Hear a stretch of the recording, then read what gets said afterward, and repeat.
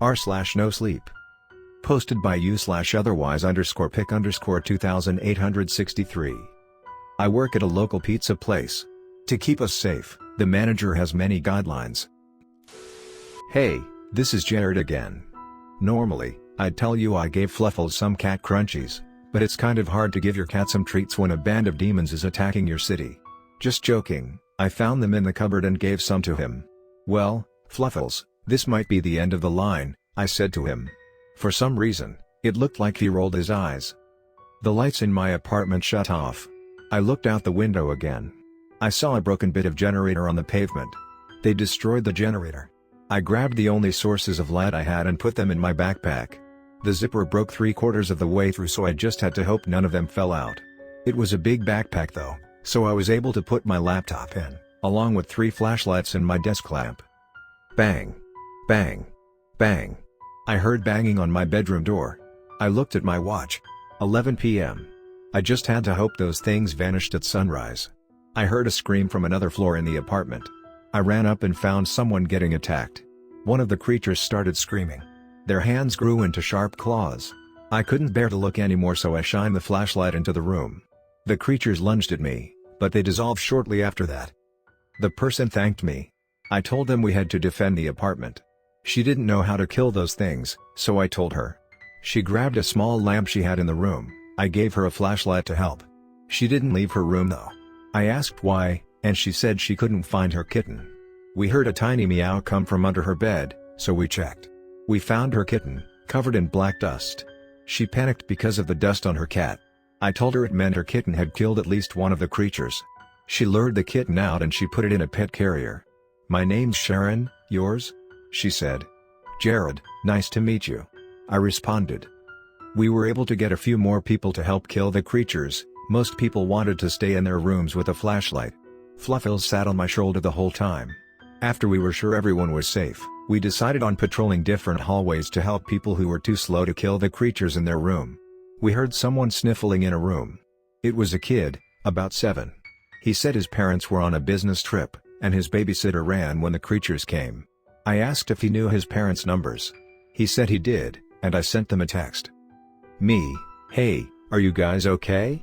There are creatures attacking the city and we found your son." Parents, creatures? Really? That's probably the worst scam we've ever seen. I sent them a picture of their son and the creatures outside. Me, "Don't worry, your son's safe. He hid when they came and they never found him. His babysitter ran away." Parents, "We're coming home tomorrow. Keep him safe, please, even if this is a scam. Just in case it isn't, keep him safe." Me, "Alright, I'll keep in contact. Don't worry, your parents are alive and coming home tomorrow," I said to him. "Okay, can I stay with you? I'm scared of the dark," the kid said. I told him he could. When we were about to leave, he stopped. "Wait, I've seen you before. You were that nice waiter," he exclaimed. Creak. Oh no. I think they figured out how to open doors. I told the group. Sharon made a squeaking noise in terror and her cat started shaking in the pet carrier. "Head to room 201, I'll meet you guys there," I said. "What about you?" the kid asked. "I don't know. Just run while you still can," I said. The group started protesting, but when we saw them running up the stairs they obeyed and ran. Fluffles sat on my shoulder. I grabbed my flashlights and had one in each hand. "Well, Fluffles, you were a great friend," I said. He meowed. He leapt off my shoulder and hissed. I checked my phone, not sure if that would be the last time I checked it. Breaking news. Strange creatures attacking cities around the world. Keep a flashlight near you, and hide before sunset. My phone said. That's when the realization kicked in. If I died here, Fluffles, the little boy, Daryl, Sharon, everyone in this building, they would all be doomed. I gripped the flashlights tighter. Fluffles hissed and ran towards the horde. I followed and screamed. I vaporized as many as I could before I realized I was outmatched. I heard screaming behind me, along with meows and barks. I looked. It was Sharon's kitten. Following him was a bunch of other animals. Dogs, cats, even a guinea pig. Within seconds, the horde was gone. More would come, but we were safe for now. Practically everyone in the apartment came to pick up their pets. Sharon came last, taking her kitten and putting him back in the pet carrier. According to her, Everyone's pets had let loose and somehow opened doors around the building. I guess animals really hate those demons. I realized that the building had an intercom. I ran down to the basement and tried to find the controls for it. I did, and told everyone the following message. I also cranked up the volume so nearby people could hear it. Hello, everyone. This is Jared. This apartment is a safe place, so feel free to come here. Animals really hate these creatures, so try and let them attack. Lights also help against them. Later, I went back up, set up a few flashlights around my bed, and went to sleep. I had another dream. Hello, Jared. Do you really think you and that stupid Daryl can stop me? We will take the world. We will end it, Jared. You cannot win. Give up, Jared. I woke up, it was sunrise. No creatures were around. I packed a bag with only the essentials. Some water, and a flashlight. The bag seemed heavier than it should have. I went down to the pizzeria. Went into the basement. You ready? Daryl asked. I told him I was. He said he should take my bag, so it would be harder to get found. He set up a camera so I'd know when to start running. We went to the service elevator together. No going back now. He told me. I'll wait for you in the supply closet after I push the button there. I went into the elevator. I went down. The doors opened. It looked like a giant cave, with lava bursting out of geysers. I went forward, unsure of what to do. I just kept walking and looked up. I saw a small red speck with a number on it. 1. I just kept walking. I saw shadow creatures everywhere, but they ignored me. I saw a demon with a janitor's uniform on. I pressed on. I didn't bring the bag.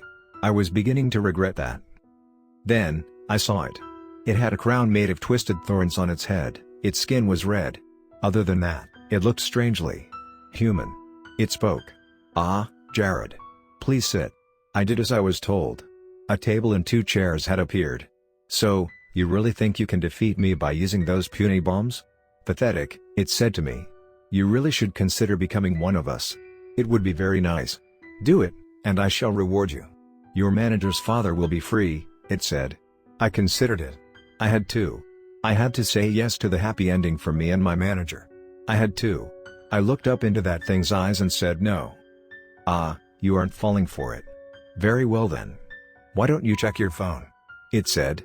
I looked at my phone. The camera app was up. Daryl was on the floor, bruised, and he looked dead. No, he's not dead.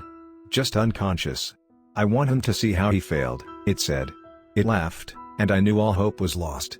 Fluffles, Sharon, all those innocent people. I had failed them. That's when I heard it. It came from my phone. It was tiny, but sure. The thing stopped laughing when it heard it. It was a tiny, little, meow. I checked the camera. Sure enough, Fluffles crawled out of my bag. He must have crawled in while I was packing. That's why it was so heavy. No, no, no. Nice kitty. Don't touch that button. The demon said, actually panicking. Fluffles looked tired, so he decided to find a nice place to sleep. He decided to sleep on the roundest thing he could find. A big, red, button. Click. The first bombs exploded right above my head. I panicked and dove out of the way. A boulder crushed the table. The thing started screaming and turning into an awful creature. You idiot. You've ruined everything. I ran as fast as I could, not looking back. Boulders crashed all around me. I screamed. The thing started chasing me. Shadow creatures waved at me, and I could see their faces. They looked happy. I ran to the elevator and pressed the up button. Nothing happened. I panicked. I kept pressing it. Then I realized why. The elevator was out of power. I checked my phone cam. Daryl was up, Fluffles was sleeping peacefully on the button. Daryl knew what had happened and he ran to the basement. Sadly, the demon was at the elevator. It laughed. If I'm going down, I'm taking you with me. It lunged, but something blocked its path. I saw something, no. Someone. The man in the black trench coat. He fought the demon, but he was losing. He looked at me, smiled, and winked. Suddenly, the elevator flew up. The doors opened to the basement. I heard an explosion behind me, and I smiled. The cave was sealed. The demon was probably trapped. I saw Daryl at the generator. He had turned it on. I started crying and running upstairs. I ran to the supply closet. Fluffles wasn't moving. Then I saw his chest rise and fall. He stretched out, saw me, and cuddled my leg. I went to my manager's office. He was there. You know, running a multi-million-dollar pizza restaurant is hard work. After all, I am the CEO, he said. Sir, yes, I know what you did. You deserve a reward. You saved the world, after all. How would you like to become co-owner? I jumped. Yes, I would. Wait, are there rules? Not anymore. We sat in silence. Fluffles went to sleep again on my manager's table. Long story short, I was able to move out of my apartment. The little boy's parents returned, and he thanked me. Me and Sharon are really good friends, and we sometimes spent hours watching our cats play together. I have been noticing a lot more people in town, specifically visiting the restaurant. I am co-owner of the brand, so I can just sit back and relax. I'll see you guys later.